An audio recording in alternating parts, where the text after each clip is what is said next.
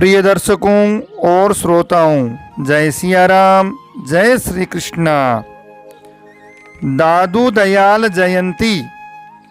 जी हाँ, संत श्री दादू दयाल के चरणों में कोटि कोटि प्रणाम। आइए संत दादू दयाल का पावन चरित्र तो धर्मशास्त्र में वर्णन जिसका मिलता है वह सुनते हैं। और अहो भाग्य हमारे कि संत चरित्र पढ़ें और सुने। यह किसी दुर्लभ पदार्थ से कम नहीं।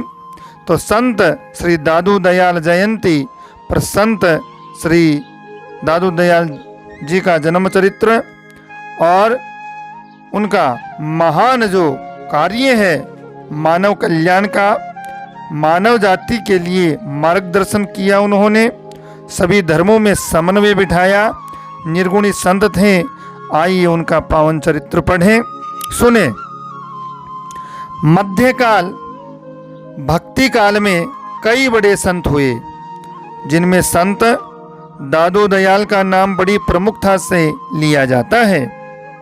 संत दादू दयाल भक्ति आंदोलन के महान कवि और धर्म सुधारक थे। धर्म की को बेहतर ढंग से उन्होंने समझाया। निर्गुण संप्रदाय दादू पंथ की स्थापना की। संत कवि दादू दयाल का जन्म फाल्गुन सुदी अष्टमी गुरुवार विक्रम संवत 1601 में भारत के गुजरात राज्य के अहमदाबाद नगर में हुआ था। मान्यता है कि साबरमती नदी में बहता हुआ एक बालक लोदीराम नामक ब्राह्मण को मिला। लोदीराम के पहले कोई संतान नहीं थी। लोदीराम पुत्र पाकर बहुत प्रसन्न हुआ।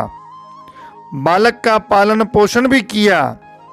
संत दादू दयाल के जन्म के बारे में कई और भी बातें धर्मशास्त्र में मिलती हैं।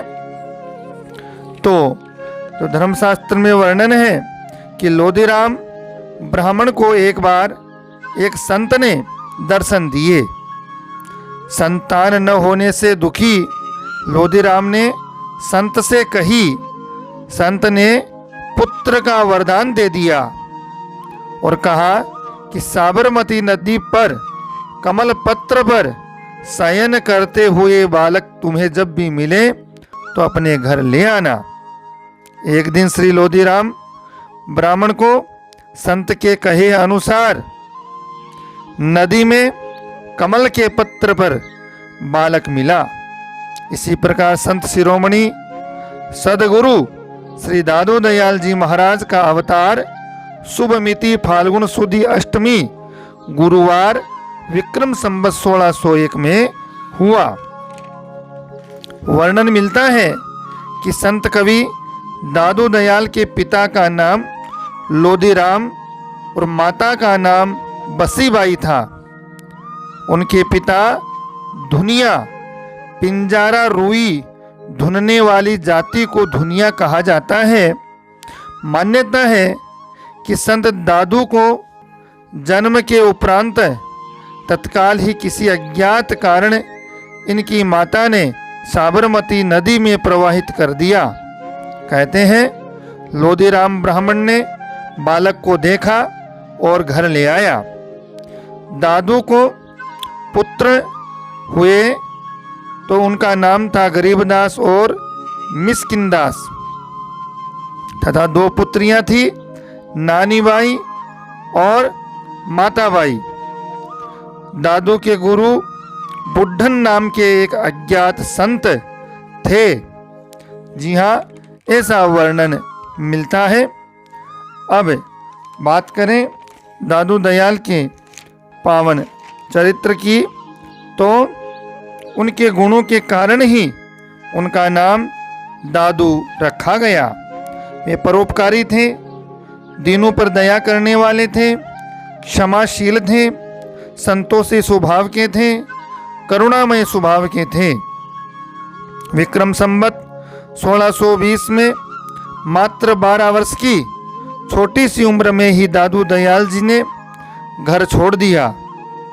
सत्संग की लगन लगी, प्रभु चिंतन और हरि भजन में लीन हो गए। वे अहमदाबाद से चले, घूमते हुए भ्रमण करते हुए राजस्थान की आबू पर्वतमाला, तीर्थराज पुष्कर आदि स्थानों पर 6 वर्षों तक कठोर तपस्या की। प्रभु की इतनी कठोर साधना से इंद्र घबरा गए और इंद्र ने सोचा कि कहीं इंद्रासन के लिए तो तपस्या नहीं कर रहे हैं, तो अप्सरा को माया रूप में भेजा भक्ति में विघ्न डालने के लिए। परंतु उस महान संत के सामने माया रूपी अप्सरा की एक भी न चली और वे तपस्वी सिद्ध संत थे। आगे चलकर हिंदुस्तान के बादशाह अकबर से उनकी फतेहपुर सीकरी में मुलाकात हुई। उन्होंने बादशाह अकबर को भी अपना सत्संग सुनाया, प्रवचन सुनाए। अकबर दादू दयाल के उपदेश और प्रवचनों से खूब प्रभावित हुआ। उसके जीवन में नया प्रकाश आया और उसने एक फरमान जारी किया कि अपने साम्राज्य में गो हत्या बंद करो। गो हत्या बंद करवा दी श्री दादू दयाल जी ने बादशाह अकबर से फरमान जारी करवा करके। ऐसे थे श्री दादू दयाल संत। उनके पावन चरित्र को शब्दों में कहाँ कहा जा सकता है। जी हाँ, ऐसे सिद्ध संतों को कोटि कोटि नमन, चरणों में वंदन, जो इस भारत भूमि पर पधारे। धरा धरती ये भारत भूमि भाग्यशाली और हम सब भारतवासी भी भाग्यशाली हैं जिन्होंने इस तपोभूमि पर जन्म मिला है। जी हाँ, आगे चलकर दादू जी महाराज नारायणा जिला जयपुर राजस्थान पहुँचे। वहाँ अपनी साधना के लिए धाम बनवाया और एक बड़े खेजड़े के वृक्ष के नीचे विराजमान होकर लंबे समय तक तपस्या की। मान्यता है कि आज भी सच्चे मन से जो कोई व्यक्ति इस खेजड़ा के वृक्ष के दर्शन करता है, सब मनोकामना उसकी पूर्ण होती है। यहीं पर दादू द्वारा की स्थापना की। उन्होंने अपने ब्रह्मलीन होने का समय भी पहले ही अपने शिष्यों को बता दिया था। एक दिन आ गया कि ब्रह्मलीन होने के निश्चित दिन, निर्धारित दिन भी आ गया। कौन सा दिन था? विक्रम संवत 1660 ज्येष्ठ कृष्णा अष्टमी के शुभ समय में श्री दादू जी ने एकांत में ध्यान मग्न होते हुए सत्य राम शब्द का उच्चारण करते हुए संसार से विदा ले ली और भगवान के चरणों में सदा के लिए चले गए। परंतु उनका दिव्य ज्ञान और उनकी दिव्य जो बातें हैं वे मार्गदर्शन करती है हम सबका।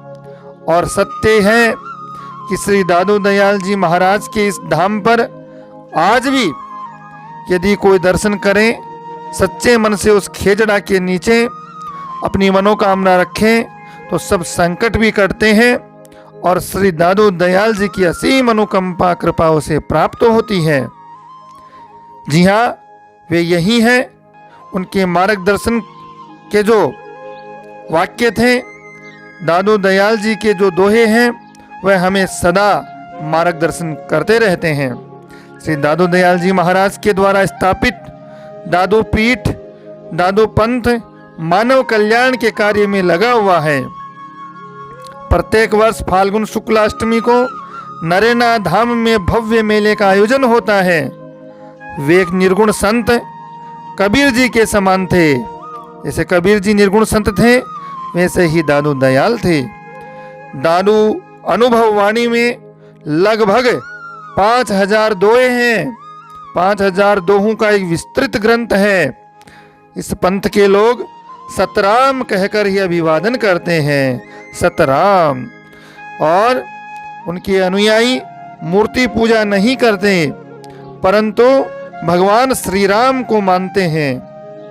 उन्होंने हिंदू व मुसलमानों में समन्वय स्थापित करने की बहुत कोशिश की और मार्गदर्शन किया। संत रज्जब, कवि सुंदरदास, जगन्नाथ सहित 152 शिष्य उनके थे। इस प्रकार से दादू दयाल जी हैं। उनके यदि दोहे सुने जाए तो वास्तव में ज्ञान प्राप्त होगा और संसार में सत्य क्या है यह ज्ञान मनुष्य को प्राप्त होगा। दादू दुनिया दीवानी, पूजे पाहन पानी, गढ़ मूरत मंदिर में थापी, नीव नीव करे सलामी। और चंदन फूल अछत शिव, ऊपर बकरा भेंट भवानी, 56 भोग लगे ठाकुर को, और पावत चेतन नव प्राणी। जी हाँ, इस प्रकार से इस सत्य के समीप ले जाते हैं हमें दादू दयाल के ये दोहे, और सांसारिक आडंबरों से ऊपर उठाते हैं। ऐसे ही दादू दयाल सिद्ध संत को चरणों में कोटि कोटि वंदन। जब भी समय मिले इस धाम पर पधारें और निश्चित रूप से मनोकामना पूर्ण होगी। और खेजड़ा के वृक्ष के दर्शन करने से ही सब संकट कटते हैं, क्योंकि महान संत ने इस जगह तपस्या की और वास्तव में ये सब भगवान के ही अंश अवतार हैं।